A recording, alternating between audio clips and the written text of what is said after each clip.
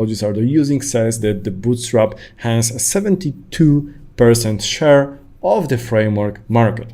This is a framework. So what's special about it? Basically, that was one of the first framework which change the approach to mobile first, right? So before Bootstrap, before that times, developers were creating pages which were assumed to be browsed on a huge, laptops, desktop screens, and Bootstrap came and said, no, guys, people are using mobile phones more these days, so let's start building pages having this in mind. So let's start creating and designing our page, like assuming, keeping this in mind that people will be using them, browsing them on the mobile. So mobile first, but they still have to look and work great on the desktop as well. So this is basically HTML, CSS, and JavaScript framework, which allows us to build this kind of pages. Now, why you should use Bootstrap?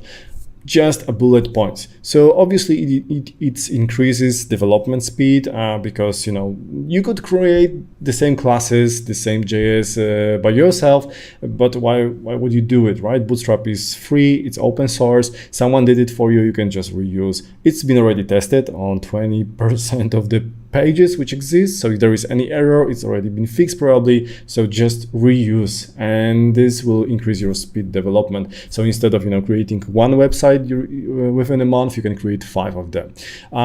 That's Azure responsiveness, so it's already taken care for you. Obviously this prevents repetition between projects, so if you're a developer, then you are creating something, and after some time you are creating another project and you are creating pretty much the same, and you're writing this from scratch. There is no point. You can just reuse existing components. If you are using any kind of framework, you are more consistent, right? Because it kind of forces you to use certain classes and not to come up with the new names or new ideas. You are just reusing what's been there.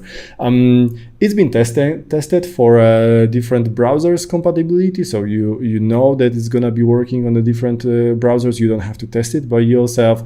And I think one of the biggest advantages is actually the large community. So as we already said, Bootstrap is the most common framework, so there is a lot of people using that, so there is a huge community, so there is a lot of support. If something doesn't work, you're probably gonna find already a question asked by someone else as well as the answer.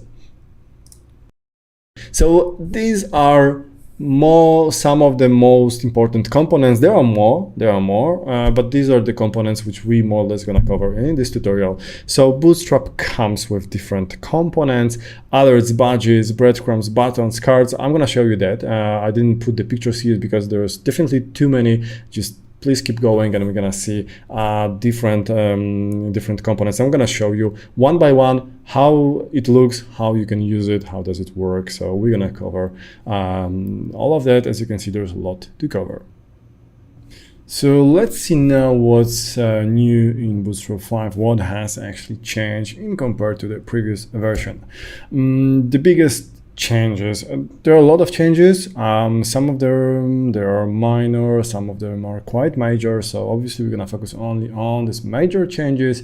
And the major changes are jQuery is not required. So as you might know, jQuery is still very commonly used. However, well, it's quite old technology, and obviously it's still perfect for prototyping and even building the small projects, but it's very difficult to maintain a huge project with the use of jQuery. So finally, Bootstrap 5 decides to drop this as a dependency, so we don't need jQuery anymore. However, which is very cool about what they did, you can still use it. So it's not required. It's totally rewritten with JavaScript, like plain JavaScript. So by default, you are not using jQuery, but if for some reason you still want to use, it's compatible. So this is a really great move. It's like 2-in-1. So that's perfectly That's perfectly reasonable, especially for the people who like to migrate projects. It's just easier. Dropped support for the Internet Explorer, so bye Internet Explorer, good old times. Yeah, well, it's not supported anymore, so you can't complain, or your customers can't complain. It doesn't work. Basically, that was pain in the ass, to be honest, to make sure that it's working. And some of the options were it was just impossible to make it working on the IE. So, well, that's actually great news.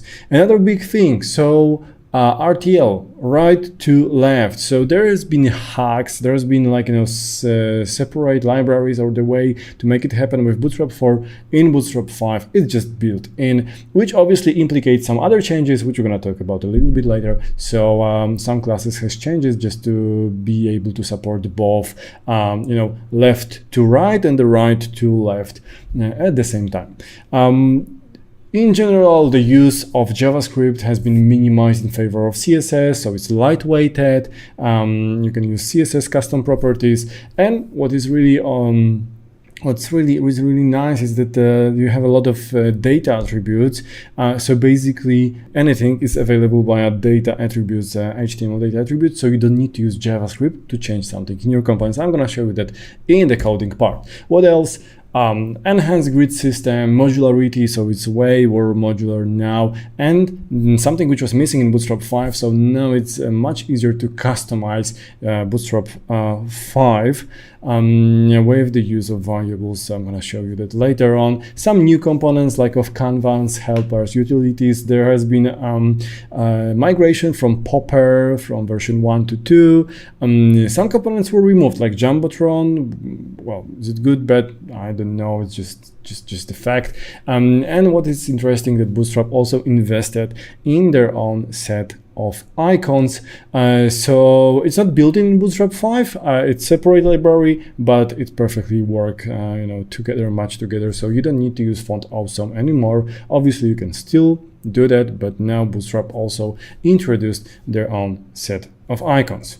So as I said, the biggest changes: bye jQuery, welcome JavaScript, RTL support, CSS custom properties. You're gonna find a lot of them.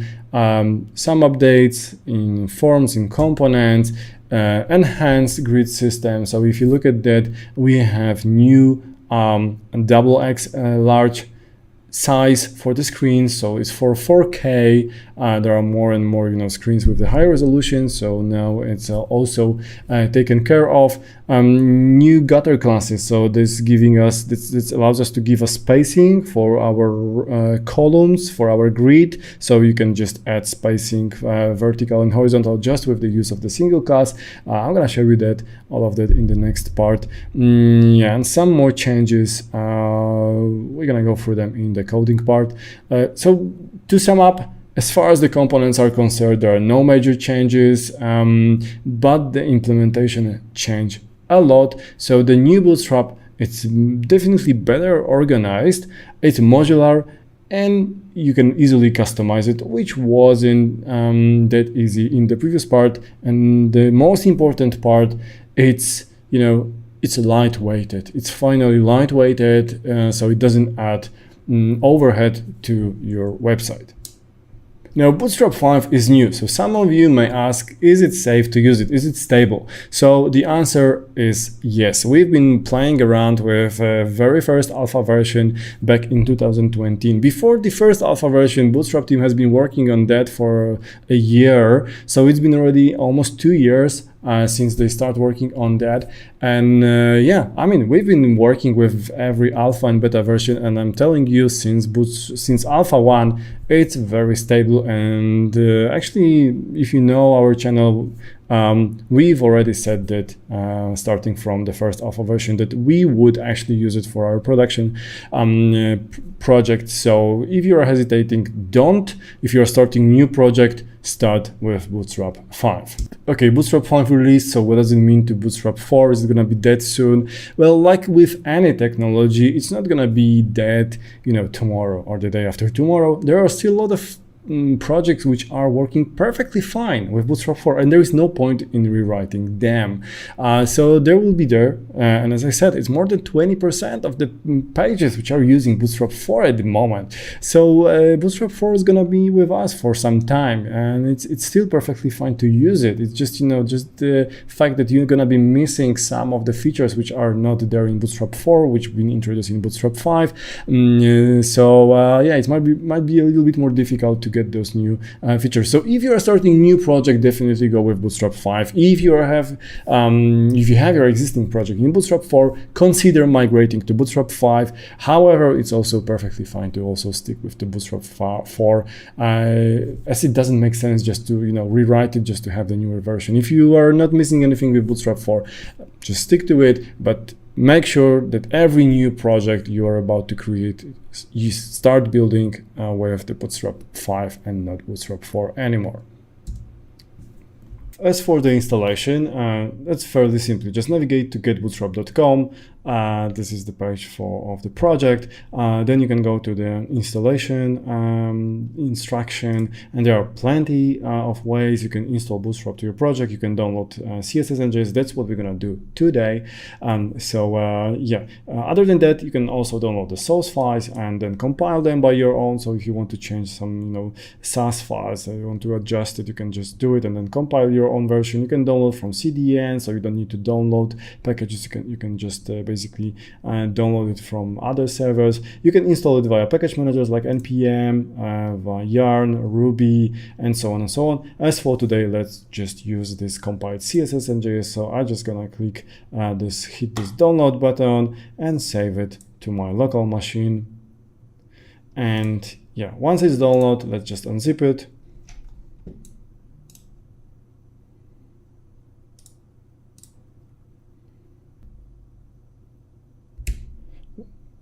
Let's search for it. Let's open it. Now let's open. As you can see, we have just CSS and JS files over here. So let's open this with Visual Studio Code. Let's create a new index HTML file over here. I'm gonna hit the exclamation mark. So we have the empty starting template. Now what we have to do now is simply link our CSS style. So I'm gonna say CSS/bootstrap CSS. Obviously for the production deployment you would use minified version, but for now the normal is perfectly fine. And let's now the other thing we need to do, we need to connect our scripts.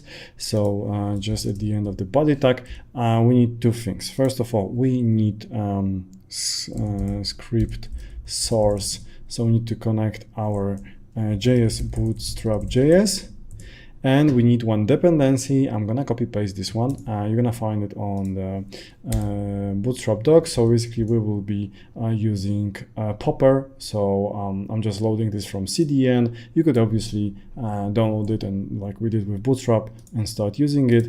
And then let's do some hello bootstrap word. Actually, let's wrap it in heading. Let's see how it looks like in a browser. So hello bootstrap word. Let's grab something from, let's grab some component. Let's use some alert. For example, copy paste it here. And it's working perfectly fine. So we have our setup ready to start using Bootstrap. Okay, so once we have Bootstrap installed, let's move to the grid, which is the most essential part of the Bootstrap. So the grid is actually what gave Bootstrap his momentum. So why is it so important and how to use it? How does it work? So let's have a look at the following example. If you look at this desktop layout, grid allows us to create different kind of layouts depending on the screen size of device which we are using. So if we are using a desktop like I'm doing right now, I have a lot of space over here. I can arrange my layout like this, like that. While if I move to the smaller device, like mobile phone or tablet, I have less space. Obviously, my screen is smaller. So as a result, what happens is that I need to rearrange my layout, and you can do it with use of grid. So you might remember that before grid, we used to create a separate page. Even today, if you go to Facebook on your mobile phone, not using app, just go to browser and go to Facebook, you're gonna see that you are opening like m.facebook, which means the mobile version of the Facebook. So you need to maintain two different pages, and thanks to grid, you don't have to do it anymore. So how does it work? In order to use grid, Bootstrap uses containers, so the gray one over here, rows, the violet ones, and columns up to 12. And I'm gonna show you this, how does it work, just in a second.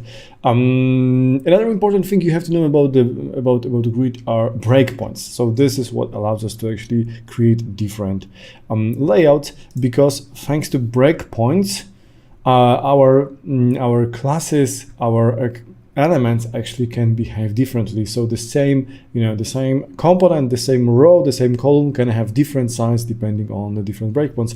So Bootstrap comes with this predefined breakpoints, and here are the dimensions. So if you look at X small, double small, this applies for the two devices, which are screens actually, which are from 0 to 576 pixels. Then you have something in between. So everything in between 576 and 768 will be small, then medium, large, and everything above 1400 pixel is gonna be considered as double extra large. So yeah, let's have a look at the example. Let me show you that right away. So I've got the 3 examples for you. So as you can see, I'm currently working on the desktop, and I have a lot of space over here. So this is the layout. Let's have a look at example 1. So this is like pretty much the most common use case for any blog. So I have a space for a main content, and I have a space for a sidebar. Now let's make it smaller. I'm gonna make it smaller. Actually, let me open this in developer tools. So now you will see dimensions here, right? So you can see the screen size here. So now let's see what's gonna happen if I'm gonna make it smaller. It's still next to each other, and when it comes to breakpoint, it's shifting the layout.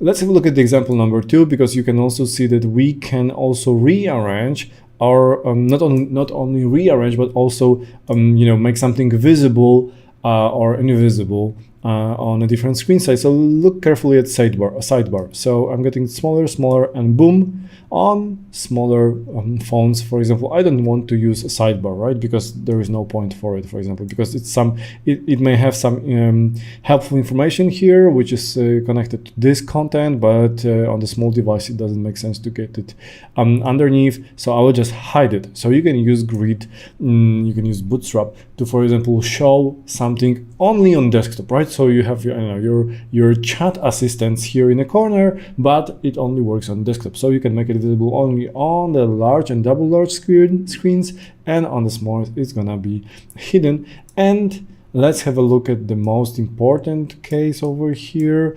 Maybe not most important, but this will hopefully explain how the grid works and how the breakpoint works. So look at this now. I told you that the Bootstrap grid uses 12 columns. 1, 2, 3, 4, 5, 6, 7, 8, 9, 10, 11, 12. So we have 12 columns here. And now my column here has different classes. It has actually all of these classes. So what does it actually say?